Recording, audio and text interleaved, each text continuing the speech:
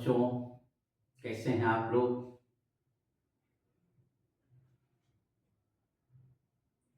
तो इस free online physics class को आप लोग एंजॉय कर रहे हो। मन लगा के एकदम पढ़ो, क्योंकि ये फ्री ऑनलाइन फिजिक्स क्लास है हिंदी मीडियम वाले लोगों के लिए। तो आज कई दिन के बाद क्लास शुरू हो रहा है फिर से आप लोगों का। तो थोड़ा आज रिवीजन कर लेते हैं, क्योंकि कई दिन का गैप हो चुका है पढ़ाई का। सब लोग पर्व मनाने में इंगेज हो गए। वो भी जरूरी है पर्व त्योहार मनाना, उससे रिफ्रेशमेंट आता है। और लेकिन क्या है, रिफ्रेशमेंट लेकर फिर से अपने पढ़ाई में जुट जाना है। आज हम भी तुम लोगों के साथ क्लास में आ चुके हैं, और जो पिछला क्लास हम लोगों ने दिया है उसको फिर से एक बार समरी के रूप में, सारांश के रूप में फिर से हम लोग उसको देख लेते हैं। तो अब तक जो हम लोगों ने पढ़ाई जो शुरू की है, कहाँ से शुरू किए थे? आवेश से शुरू किए थे। और आवेश से जो शुरू किए थे, तो आवेश में आवेश क्या है इसके बारे में बताएं, और आवेश के गुण के बारे में बताएं, जिसमें आवेश से संबंधित एक जो सूत्र हम लोगों के पास आया। तो आवेश से संबंधित जो सूत्र हम लोगों के पास आया वो क्या था? आवेश Q बराबर NE प्लस माइनस NE। इसमें ये बताया गया कि n इंटीग्रल वैल्यू होगा, पूर्ण संख्या होगा जब भी होगा, ठीक है ना। तो एक ये सूत्र हम लोगों ने आवेश के बारे में पढ़ा, और यह सूत्र जब जब आवेश की बात आएगी तब तक हम लोग इसको यूज करेंगे। अभी हम लोग विद्युतीय द्विध्रुव के कारण विद्युतीय तीव्रता तक पढ़ चुके हैं। तो अगले क्लास में जब हम लोग विद्युतीय तीव्रता का न्यूमेरिकल्स बनाएंगे तो उसमें भी ये कई बार सूत्र आएगा। इसके लिए तैयार रहना है। इसीलिए आज हमने क्या किया है ना, कि आज हमने रिवीजन क्लास लेना शुरू किया है। तो आज हम तुम लोगों को रिवीजन क्लास दे रहे हैं विद्युतीय तीव्रता तक, क्योंकि विद्युतीय तीव्रता तक का सिलेबस कंप्लीट हो चुका है हमारा। इसके बाद एक और टॉपिक है, जो बेसिक टॉपिक है, वो विद्युतीय विभव पर हम चर्चा करेंगे। लेकिन पहले विद्युतीय तीव्रता तक रिवीजन कर लेते हैं, फिर उस पर हम लोग कुछ न्यूमेरिकल्स पर काम कर लेंगे। उसके बाद फिर हम लोग विद्युतीय विभव पर आएंगे। तो एक आवेश हम लोगों ने बताया, इस आवेश के कारण बल उत्पन्न हुआ था, जिसको हम लोग वैद्युत स्थैतिक बल, वैद्युत स्थैतिक बल कहेंगे हम लोग।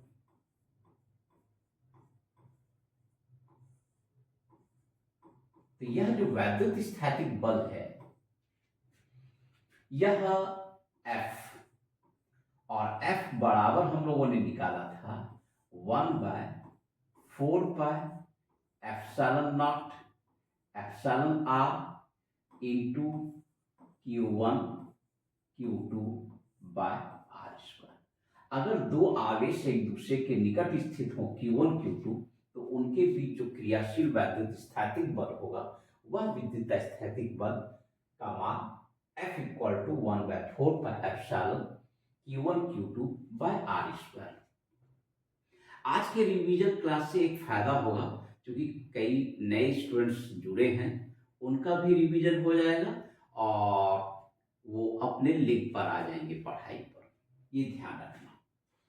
तो वैद्युत स्थैतिक बल जो होगा F equal to 1/4πε Q1 Q2 bye r²।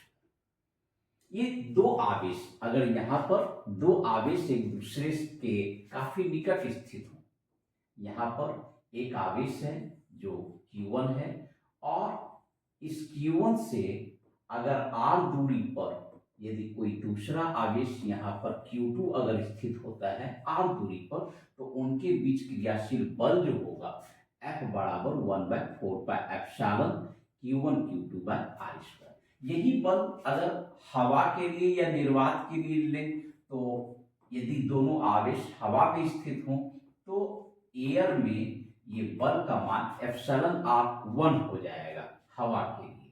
तो फॉर्मूला हमारा क्या काम करेगा, 1/4 केवल ε0 काम करेगा इंटू यहाँ Q1 Q2 bye r square.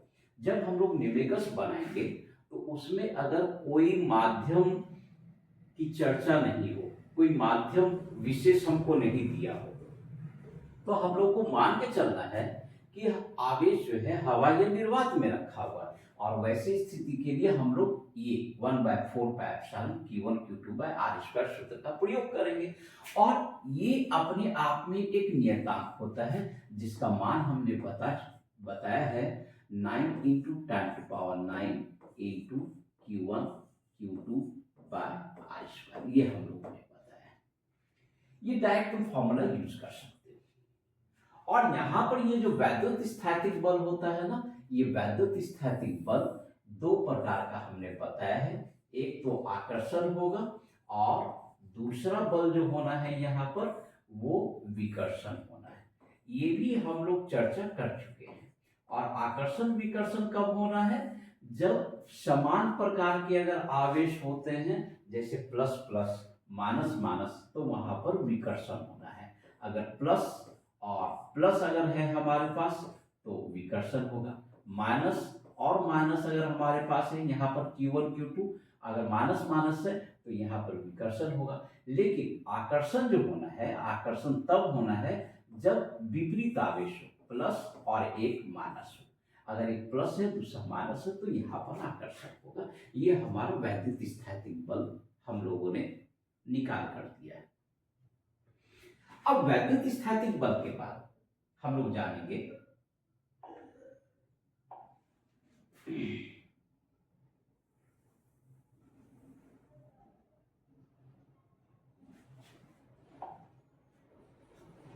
हम लोगों ने बताया विद्युतीय क्षेत्र के बारे में, इसके बाद आया था विद्युतीय क्षेत्र। विद्युतीय क्षेत्र जो होगा, यह विद्युतीय क्षेत्र क्या होना है, इसका जो परास होता है, कोई भी दिए गए आवेश के चारों ओर का क्षेत्र विद्युतीय क्षेत्र कहलाता है, जिसका परास अनंत तक होता है। अगर इसका फैलाव लें या इसका परास अगर हम लोग लें तो यह परास कहां तक होता है, अनंत तक होता है। कहने का मतलब यह जो काम करेगा वह अनंत तक काम करता है। किसी भी दिए गए आवेश के कारण विद्युतीय क्षेत्र अनंत तक काम करता है।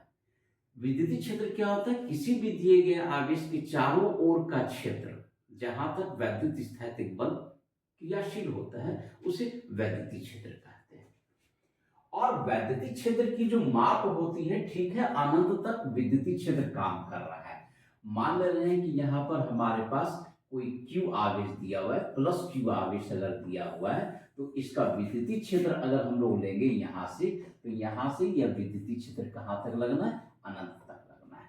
तो आखिर कोई अगर हमसे ये पूछ ले कि नहीं, इस P बिंदु पर ये बताइए कि विद्युतीय क्षेत्र का मान क्या होगा, तो किसी भी बिंदु पर जो विद्युतीय क्षेत्र की जो माप होती है, वह माप एक टर्म है फिजिक्स में जिसको हम लोग विद्युतीय तीव्रता कहेंगे।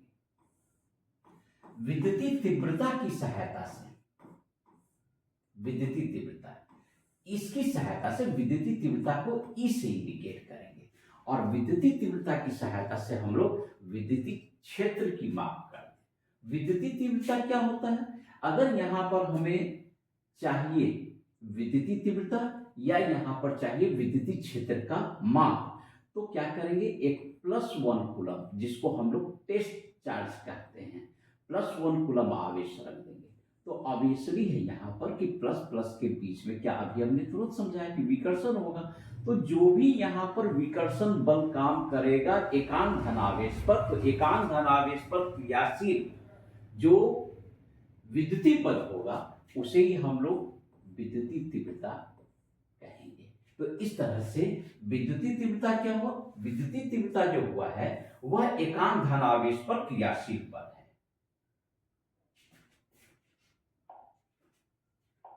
तो विद्युतीय तीव्रता जो है वह एकांक धनावेश पर क्रियाशील बल है। अगर एकांक धनावेश पर क्रियाशील बल है तो हम लोग इस सूत्र से देखेंगे कि आखिर विद्युतीय तीव्रता का मान क्या हो जाता है।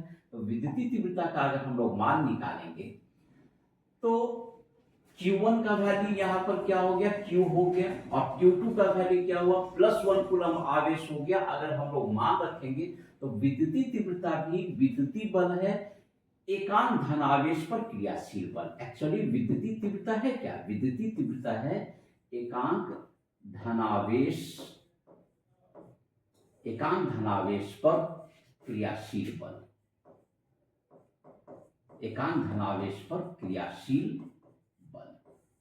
और एकांक धनावेश पर जो क्रियाशील बल है तो विद्युतीय तीव्रता कैसे निर्धारित कर लेंगे। तो क्लियर है, एकांक धनावेश पर क्रियाशील बल कितना होगा, 1/4 पाई एप्सिलॉन।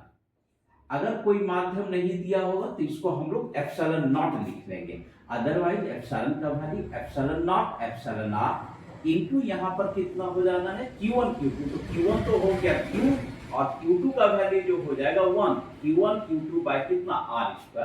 और इस प्रकार से हम लोग यहाँ पर विद्युतीय तीव्रता को हम लोग निर्धारित कर सकते हैं। सीधा सा बात है कि इस प्रकार से हम लोग विद्युतीय तीव्रता निर्धारित कर लेंगे। विद्युतीय तीव्रता एकांक धनावेश पर बल, एकदम ध्यान रखो, फिर जब हम इसके न्यूमेरिकल्स पर आएंगे तो ये सारी बातें अगले क्लास में यूज होगा, इसलिए आज हम रिवीजन क्लास ले रहे हैं। रिवीजन क्लास के लिए हम तुम्हारे साथ मेहनत कर रहे हैं, तो तुम्हारा भी फर्ज बनता है कि तुम मेहनत करो। एक बात समझ लो कि आगे बढ़ने के लिए तुमको मेहनत करना पड़ेगा, इसके लिए हम लोग तुमको मदद कर सकते हैं, तुमको गाइड कर सकते हैं। तुम कमेंट करोगे, तुम्हारी जो आवश्यकता होगी उसको हम लोग पढ़ाई के संदर्भ में हम लोग पूरा कर सकते हैं। लेकिन बच्चे मेहनत तुम्ही को करना है। अब देखिए क्या है ना कि हम लोगों ने तो इतना सिलेबस खत्म कर दिया था, लेकिन फिर क्या है कि एक गैप हो गया पढ़ाई में। सब लोग पर्व त्योहार हम लोग मना रहे थे, तो उस गैप में हो सकता है कि कुछ अगर ध्यान से हट गया है तो उसके लिए हम लोगों ने फिर क्या किया, रिवीजन क्लास शुरू कर दिए। ये तो हमने जिम्मेदारी ले ली है आपकी पढ़ाई के लिए कि नहीं, बच्चों को अगर फ्री ऑनलाइन क्लास भी अगर मिल रहा है तो तुमको ये समझना चाहिए कि बिल्कुल एकदम क्लास की तरह से तुम हमसे पढ़ रहे हो।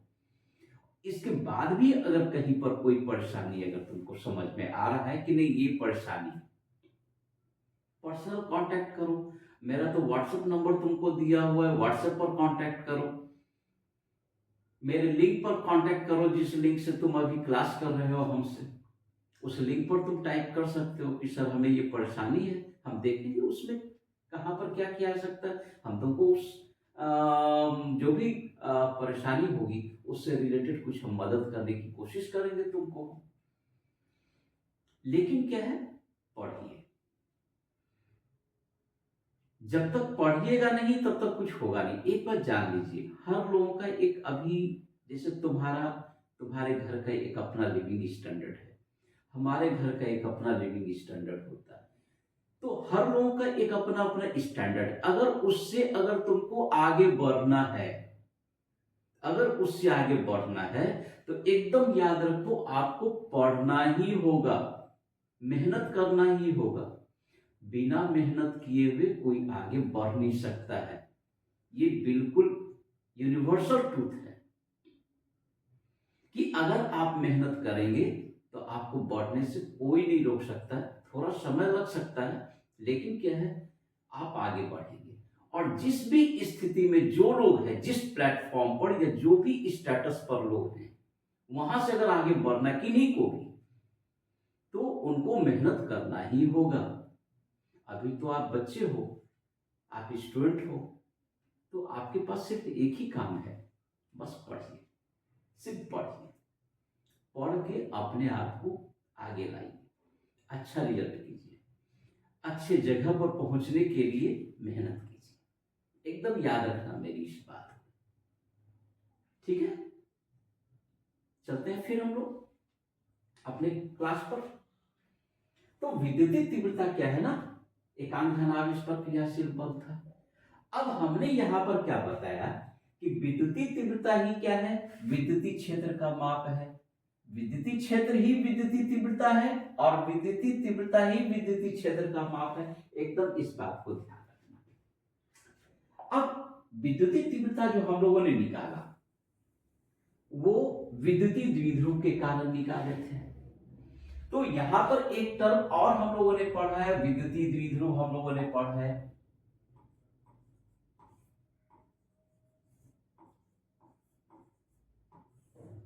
तो यह विद्युतीय द्विध्रुव क्या था, तो विद्युतीय द्विध्रुव कोई समान परिमाण वाले विपरीत आवेश, मतलब प्लस क्यू और माइनस क्यू, ये समान परिमाण के विपरीत आवेश है।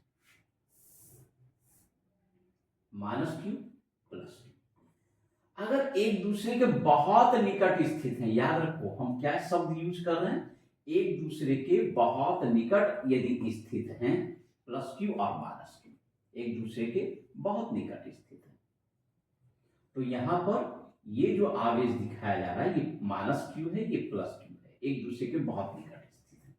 तो इस तरह से जो एक सिस्टम तैयार हुआ प्लस क्यू और माइनस क्यू के कारण, ये सिस्टम को ही हम लोग क्या कहेंगे, विद्युतीय द्विध्रुव आघूर्ण कहेंगे। विद्युतीय द्विध्रुव आघूर्ण में मध्य बिंदु O है और हमेशा इसकी लंबाई को 2a 2x 2l लिया जाता है।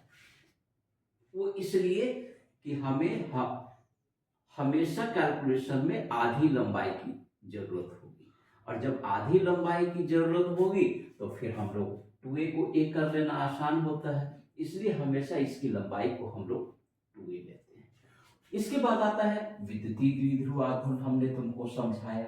तो विद्युतीय द्विध्रुव आघूर्ण क्या है, जितने बच्चे पीछे रह गए हो, ये एक क्लास जो हमारा है ना, ये कंप्लीट रिवीजन क्लास है, शुरू से लेके अभी तक सारे फॉर्मूला को हम निकाल के दे रहे हैं। इसको एकदम रिवीजन क्लास के लिए बढ़िया से याद रखना।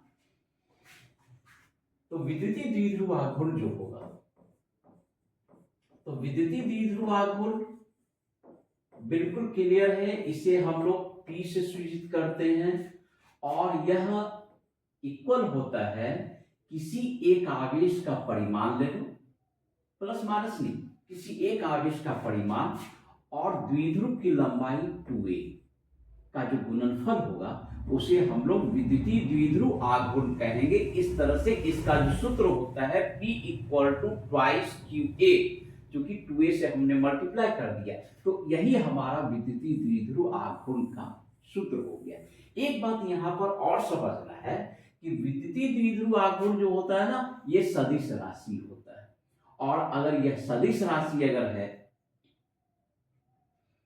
तो इसकी दिशा क्या होगी, हमेशा विद्युतीय द्विध्रुव आघूर्ण की जो दिशा होती है ना, वो माइनस से लेके प्लस आवेश की ओर, याद रखना, माइनस आवेश से प्लस आवेश की ओर विद्युतीय द्विध्रुव आघूर्ण की दिशा होगी,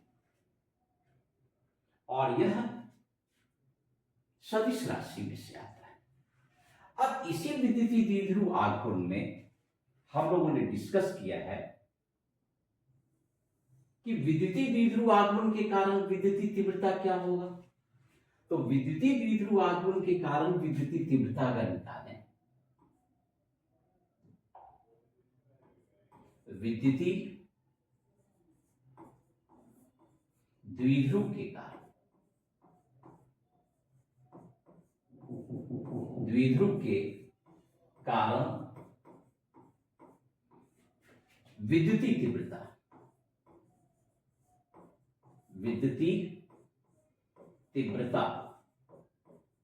का अगर निर्धारण करें, विद्युतीय द्विध्रुव के कारण विद्युतीय तीव्रता का निर्धारण करें, तो यहां पर हम लोग एक केस फर्स्ट हम लोगों ने लिया। क्या केस फर्स्ट लिया? जब बिंदु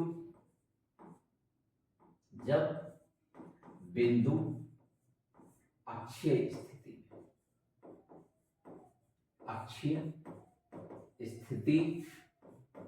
में, अगर बिंदु अक्षीय स्थिति में अगर होगा, तो अक्षीय स्थिति हम लोग बता चुके हैं कि यहां पर अगर माइनस क्यू आवेश है और यहां पर अगर प्लस क्यू आवेश है और दोनों मिलके विद्युतीय द्विध्रुव बना रहा है, दोनों के बीच की दूरी 2a है और इसके मध्य बिंदु O से x दूरी पर, मध्य बिंदु O से x दूरी पर, यहां पर x दूरी पर P बिंदु स्थित है, अक्ष पर, इसके अक्ष पर P बिंदु अगर स्थित है, मध्य बिंदु O से x दूरी पर P बिंदु यदि स्थित है, तो P बिंदु चूंकि अक्ष पर स्थित है तो इसको हम लोग क्या कहेंगे? अक्षीय स्थिति। P बिंदु चूंकि अक्ष पर स्थित है तो इसकी स्थिति को अक्षीय स्थिति कहेंगे। और अक्षीय स्थिति में जो विद्युतीय तीव्रता होता है ना, वह बराबर हो जाता है twice P into x by 4 pi epsilon into X square plus A square इतना का होल स्क्वायर। लेकिन अगर यहां पर x, अगर द्विध्रुव की लंबाई a बहुत बहुत छोटा हो अगर x से, तो वैसे स्थिति में a को हम लोग नगण्य कर देंगे और नगण्य करने के बाद जो विद्युतीय तीव्रता हमको मिलेगा वह फॉर्मूला मिलेगा twice P by 4 pi epsilon into x. ये सूत्र हमको मिल जाएगा। केस फर्स्ट में हम लोग जान चुके हैं कि विद्युतीय द्विध्रुव के कारण जो विद्युतीय तीव्रता होना है twice P x by 4 pi epsilon X square plus A square का होल स्क्वायर। लेकिन अगर यह द्विध्रुव अगर बहुत छोटा हो तो a का मान नगण्य हो जाएगा, और a का मान अगर नगण्य हो जाता है तो वैसी स्थिति में a को अगर हम लोग यहां से 0 कर दें तो हमारा एक्सप्रेशन केस फर्स्ट में बच जाता है 2p by 4 pi epsilon x cube. Numerical purpose से यही यूज करना है। अब हम लोग केस सेकंड में चलेंगे, और केस सेकंड में क्या है, ये तो अक्षीय स्थिति में था, और केस सेकंड में अगर हम लोग देखेंगे तो जब बिंदु निरक्षीय स्थिति में होगा, तो यहां पर हम लोग केस सेकंड हम लोग डिस्कस करते हैं। तो यदि बिंदु निरक्षीय स्थिति में अगर होता है, निरक्षीय स्थिति में क्या होगा कि यहां पर तुम देख लो द्विध्रुव है, माइनस क्यू और प्लस क्यू आवेश मिलाकर यहां पर द्विध्रुव बनाया गया है, और माइनस क्यू और प्लस क्यू आवेश मिलाकर जो द्विध्रुव बना है ना, इसके लंब समद्विभाजक पर ये बिंदु P है, जो हम लोग पहले से डिस्कस कर चुके हैं। तो लंब समद्विभाजक पर अगर बिंदु P है x दूरी पर, तो हम लोग जानेंगे कि अगर x दूरी पर बिंदु P है तो इस स्थिति में विद्युतीय तीव्रता क्या होगा। तो विद्युतीय तीव्रता हम लोग निरक्षीय स्थिति में जानेंगे। निरक्षीय स्थिति फिर से बता दे रहे हैं कि यदि बिंदु P लंब समद्विभाजक पर स्थित हो, द्विध्रुव के लंब समद्विभाजक पर अगर स्थित होगा तो बिंदु की स्थिति निरक्षीय स्थिति कहलाएगी, और इस बिंदु पर विद्युतीय तीव्रता का value 1/4 pi epsilon P by x square plus A square 3/2 proof कर चुके हैं, ऑलरेडी प्रूफ किया हुआ। अगर किसी का छूट गया है क्लास तो वो मेरे पिछले वाले वीडियो में जाकर देख सकते हो, सारा लिंक पर अवेलेबल है, तुम उसको रिवीजन कर सकते हो। ऑनलाइन क्लास में यही तो सबसे अच्छी बात है कि तुम उसको रिवीजन कर सकते हो। तो यहां पर अब हम लोग यहां पर जानेंगे कि अगर विद्युतीय तीव्रता अगर चाहिए निरक्षीय स्थिति में तो 1/4 pi epsilon P by x square plus A square to the power 3/2। इसमें भी वही बात होगी कि यदि द्विध्रुव बहुत छोटा हो, अगर बहुत छोटा होगा तो a का मान बहुत बहुत छोटा है x से।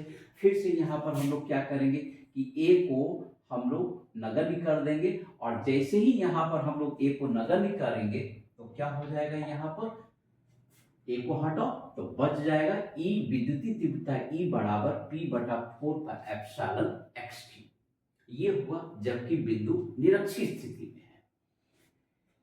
तीसरा स्थिति हम लोगों ने डिस्कस किया था कि जब बिंदु कहीं भी स्थित हो, तो कहीं भी स्थित है इसका मतलब क्या हुआ, देख लो यहाँ द्विध्रुव है और द्विध्रुव से कहीं भी स्थित है, ना तो अक्ष पर स्थित है ना ही तो निरक्षीय स्थिति में है। तुम क्या देख रहे हो, ओ से एक्स दूरी पर पी बिंदु स्थित है, कितने कोण पर, तो थीटा कोण पर स्थित है।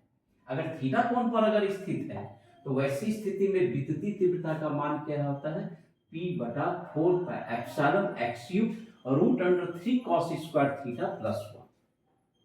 E बराबर P बटा 4 पर epsilon x cube 3 cos square theta plus 1 इतना हो गया। और अगर दिशा देखेंगे कि इस विद्युतीय तीव्रता का P पर दिशा क्या होगा, तो P पर अगर हम लोग दिशा अगर हम लोग निकालेंगे तो क्या होगा, अल्फा बराबर tan इनवर्स 1/2 tan थीटा।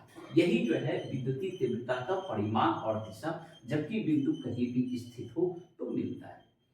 इस तरह से अभी तक हम लोगों ने जितना क्लास लिया है उस क्लास का एक सारांश हो चुका है यहाँ पर। तो इस क्लास को तुम लोग रिवीजन कर लो तो फिर आगे समझने में बहुत ही अच्छा रहेगा। खासकर तब जब हम लोग न्यूमेरिकल्स क्लास अगले क्लास में डिस्कस करेंगे या आगे अगर हम लोग फिजिक्स पढ़ाते हैं तो उस समय तुमको काफी इससे मदद मिलता है। और मेहनत तो करना होगा तुमको, ये बात जान लो, ठीक है। मेहनत करोगे तो हम फिजिक्स सिखा देंगे।